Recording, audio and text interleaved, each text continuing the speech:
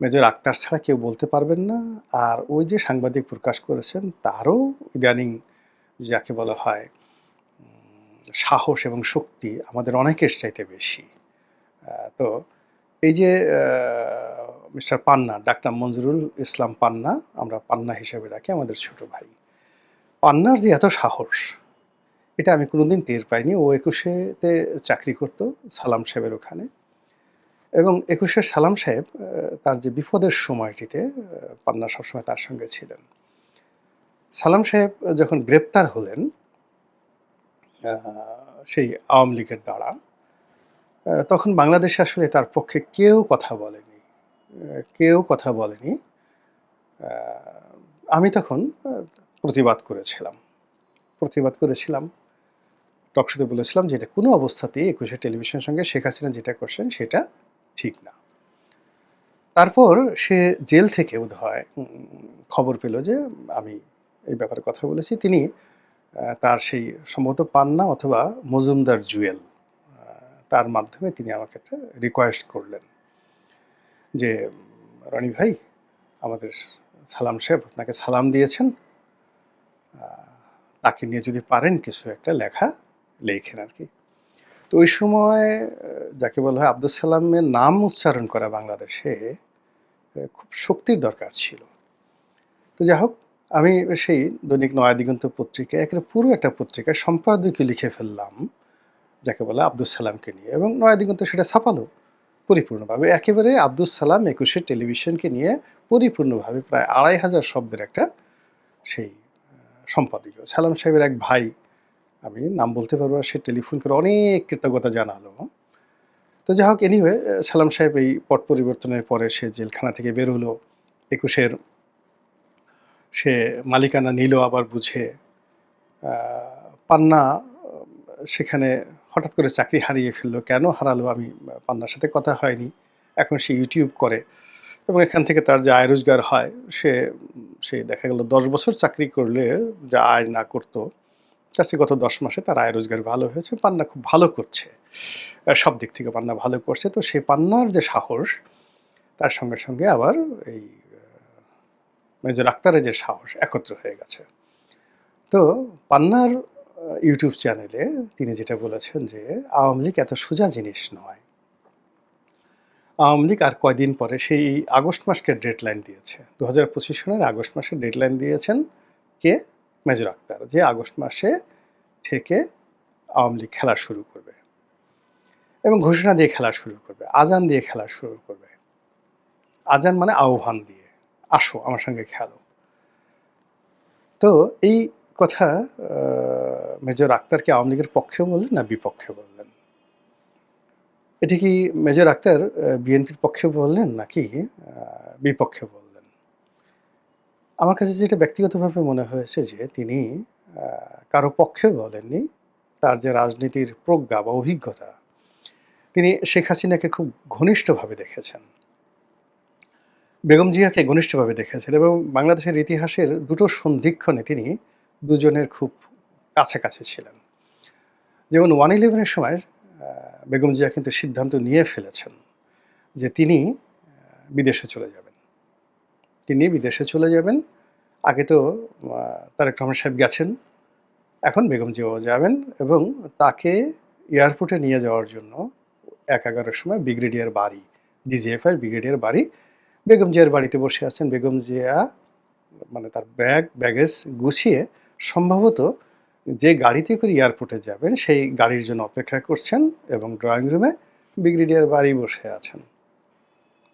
এবং ঠিক সেই সময়টিতে ক্যান্টনমেন্টের বাড়িতে, মইনুল হোসেন রোডের সেই বাড়িতে মেজর আক্তার ঢুকলেন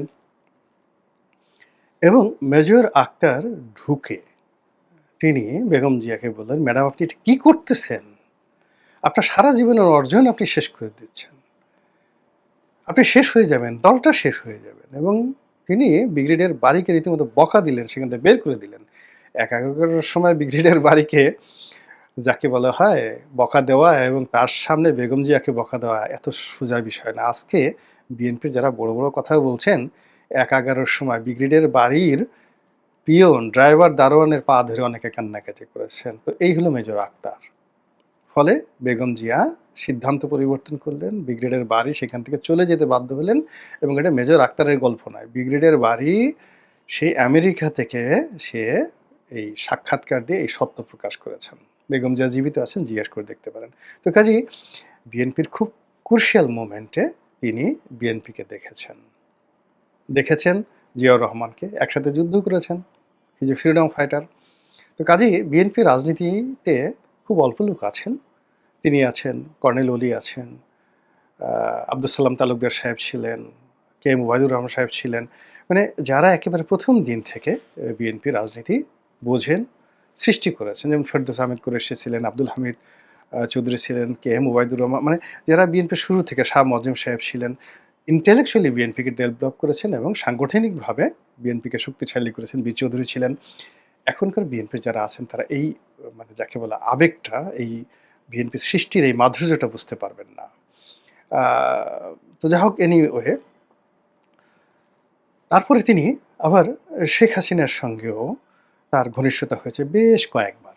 শেখ হাসিনা তাকে মন্ত্রী করতে চেয়েছেন, তার দলে নিতে চেয়েছেন। একবার তিনি ওই যে পদত্যাগ করে বসলেন বিএনপি থেকে। তখন শেখ হাসিনা তাকে মন্ত্রী করতে চেয়েছেন, বলে যে না, আমি যদি এখন আপনার মন্ত্রী হই তাহলে বলবে যে আমি মন্ত্রী হওয়ার জন্যই বিএনপি থেকে পদত্যাগ করেছি বা বিএনপি আমাকে বহিষ্কার করেছে, অতএব এটা হবে না, আমি যে আমার মতো আছি। This is major Akhtar. আবার এই যে 2024 সনে সে মনে করেছে যে ইলেকশন করবে, সে ইলেকশন করেছে, তার মতো সে ফেল করেছে, কিন্তু সে ইলেকশন করেছে। 2018-তে আবার বিএনপি মনোনয়নে ইলেকশন করেছে। তো কাজেই দুটো দলকে সে যেভাবে চিনেন, সেভাবে বাংলাদেশে খুব অল্প লোক আছে কাছের থেকে এই দুটো দলকে তারা চিনেন। তো সেই অভিজ্ঞতা থেকেই তিনি বলেছেন যে আজান দেবে, আওয়ামী লীগ আজান দিয়ে মাঠে নামবে, হতে পারে। কিন্তু যে কথাটা খুব ভয়ঙ্করভাবে তিনি বলেছেন যে অপেক্ষা করেন, ডিসেম্বর মাসে নির্বাচন তো দূরের কথা, ডিসেম্বর মাসে গৃহযুদ্ধ শুরু হয়ে যাবে। আমাদের দেশে আসলে আমি এটা ওনার সঙ্গে দ্বিমত পোষণ করি। আমাদের দেশে গৃহযুদ্ধের ইতিহাস নেই। আমি ইতিহাসের ব্যাপারে মেজর আক্তারের সাথে অনেক বিষয়ে দ্বিমত পোষণ করতে পারি। এর কারণ হলো এই বিষয়ে আমি অনেক দিন যাবৎ পড়াশোনা করছি। আমাদের দেশে মারামারি, হানাহানি, অরাজকতা, অনেকটা ব্রাহ্মণবাড়িয়া টাইপের এরকম ঘটনা আছে যেগুলো আসলে ৪৮ ঘন্টার মধ্যে নিষ্পত্তি হয়ে যায়। তারপরে সেগুলো নিয়ে ধরেন মামলা মোকদ্দমা চলে কোর্ট কাছারিতে, পরে আবার নিষ্পত্তি হয়ে যায়। ৫-৬ বছর কোর্ট কাছারিতে লড়ে আবার গ্রাম্য সালিসিতে নিষ্পত্তি হয়ে যায়। এগুলো আমাদের ইতিহাস।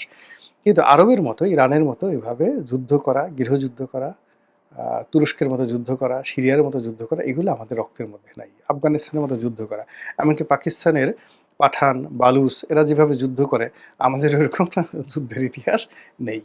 ফলে আসলে বাংলাদেশে অরাজকতা হবে বা হতে পারে যদি বর্তমান সরকার ব্যর্থ হয়। কিন্তু এটা নিয়ে গৃহযুদ্ধ হবে, আই ডু নট অ্যাগ্রি।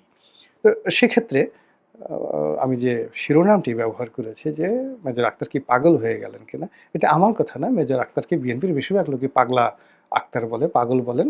তো এটা আদর করে হয়তো বলতে পারেন। আমার সাথে তার যে ব্যক্তিগত সম্পর্ক, বিএনপির অনেক লোক যদি তাকে পাগল বলতে পারেন, তা আমিও একটু বললাম, তাতে মনে হয় না যে তারা আমার সম্পর্কটা নষ্ট হবে। আল্লাহ আমাদের সবাইকে হেদায়েত দান করুন এবং হেফাজত করুন। আসসালামু আলাইকুম ওয়া রাহমাতুল্লাহি ওয়া বারাকাতুহু।